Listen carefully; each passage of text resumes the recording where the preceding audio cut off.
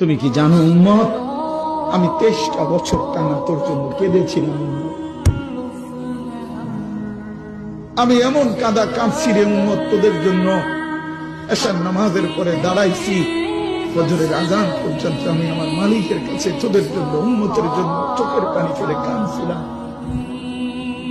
আমার এত চোখের পানি তোর দিল গলাইতে পারলো না। আমি তায়েফের পাথরের আঘাতে আমার পিঠটা চালনির মতো ছিদ্র ছিদ্র হয়ে গেছে রক্তে। আমি বুকে পেটে 2টা পাথর বাঁধছি ক্ষুধার কষ্টে।